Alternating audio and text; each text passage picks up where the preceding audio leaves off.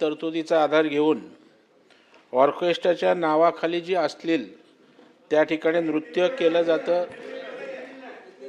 53 number ना नंतरच आहे.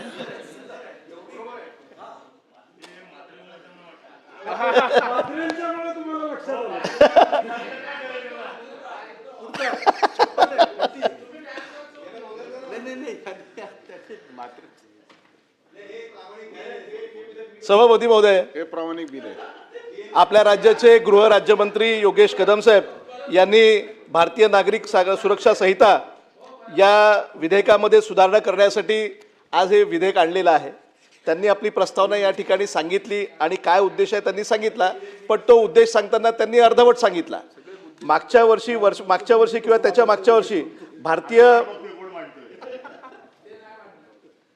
कदम साहेब 2 वर्षापूर्वी सुद्धा तुम्ही आणखी एक विधेयक आणलं होतं, भारतीय नागरी विशेष सुरक्षा विधेयक हे तुम्ही आणलं होतं. आणि ते विधेयक आणताना तुम्ही प्रस्तावना करताना या सभागृहाला असं सांगितलं होतं की या देशातलं आणि या राज्यातलं नक्षलिझम पूर्णतः समूळ नष्ट करण्यासाठी आम्ही हे विधेयक आणलं आहे. तेव्हा त्याच्यावर प्रतिप्रश्न करताना मी आपल्याला प्रश्न उपस्थित केला होता की एकीकडे आपल्या देशाचे गृहमंत्री अमित शहा साहेब यांनी अलीकडच्याच काळामध्ये स्टेटमेंट केलं होतं की या देशातलं नक्षलिझम आम्ही 75% अधिक संपवून टाकलेलं आहे.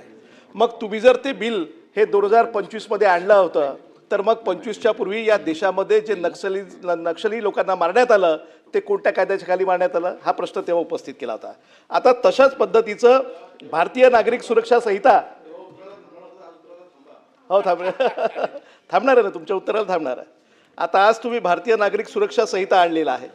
याच्यामध्ये जे काही अमेंडमेंट तुम्ही प्रपोज केलेले आहेत त्या अमेंडमेंटमध्ये खूप ते बाकीचे जात नाही, कारण सीपीचे पॉवर आपण जॉईंट सीपीला दिले मालमत्ता जप्त करण्याच्या हिशोबाने, तर ते एक आपला औपचारिक भाग आहे. तसंच आपण दुसऱ्या याच्यामध्ये आपण काही सीपींचे पॉवर आपण एसीपीला दिलेलं आहे किंवा DYSPला दिलेला आहे, तर तोही त्याचा एक खूप मोठा भाग नाही. पण 3 ज्या सुधारणा तुम्ही या ठिकाणी या विधेयकाच्या माध्यमातून मांडलेल्या आहे, तर मला असं म्हणायचं वाटते की आपलं भारतीय नागरिक सुरक्षा संहिता हे नाव आहे या बिलाचं की भारतीय जनता पार्टी सत्ता सुरक्षा अधिनियम आहे असं याचं नाव आहे.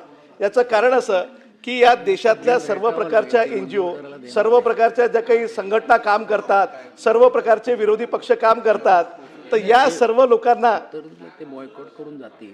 आपण आपलं रेटून घेऊ, काय ती तयारी ठेवायला पाहिजे. हो हो राहायचं ना त्याच्यामध्ये. ते आता सतीश चव्हाण साहेब काय म्हणतात, इलेक्शनला उभं राहायचं की नाही, म्हणजे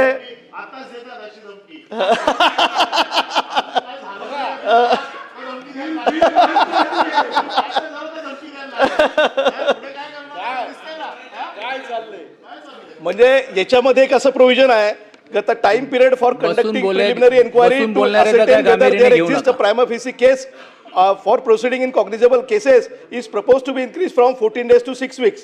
म्हणजे आता सतीश चव्हाण साहेबांनी जे म्हटलं त्याप्रमाणे समजा उद्या कोणता उमेदवार तर त्याला नॉमिनेशन फॉर्म उद्या भरायचा आहे, तर आजच त्याला उचलून टाका आणि त्याला 30 दिवस ठेवून टाका, म्हणजे नॉमिनेशन फॉर्मही भरता येणार नाही, काहीच करता येणार नाही. तर अशा पद्धतीच्या त्या प्रोव्हिजन्स या आपल्या विधेयकामध्ये दिसून येतात. खरं म्हणजे अँटिसिपेटरी बिल जी आहे ती अँटिसिपेटरी बिल ही कॉन्स्टिट्युशनल जर राईट जरी नसेल तरी सुद्धा सुप्रीम कोर्टाचं हे मत आहे की right to personal liberty is a fundamental right under article 21 of Indian constitution. आणि त्याच्यामुळे पर्सनल लिबर्टीच्या तहत कोणत्याही व्यक्तीला अँटिसिपेटरी बेल घेण्याचा अधिकार आहे. परंतु आता आपण ही अँटिसिपेटरी बिल नावाची वस्तू आपण काढून टाकत आहे कायद्यामधून, आणि कोणताही व्यक्ती ज्याला बेल घ्यायची असेल किंवा ज्याला वाटलं की माझं या गुन्ह्यामध्ये नाव नोंदवलं जाऊ शकते किंवा गुन्हा रजिस्टर्ड होऊ शकतो, त्याला जो घटनेच्या माध्यमातून किंवा वेगवेगळ्या तरतुदीच्या माध्यमातून अधिकार देण्यात आलेला आहे तो अधिकार रद्द करण्याचं काम आपण याच्यामधनं करत आहे. खरं म्हणजे याच्यामध्ये अटक केलेली व्यक्ती एक हॅबिच्युअल आपला डिफॉल्टर असेल किंवा हॅबिच्युअल क्रिमिनल असेल, त्याच्या बाबतीमध्ये जे बॉन्ड लिहून घेण्याची पद्धत आपल्या कायद्यामध्ये आहे तर ती ठीक आहे, पण त्याही याच्यामध्ये आपण 24 तासापेक्षा जास्त म्हणजे त्याला 15 दिवस ते 30 दिवस किमान आपण त्याला कस्टडीमध्ये ठेवण्याचे अधिकार ते त्या ठिकाणी देत आहे.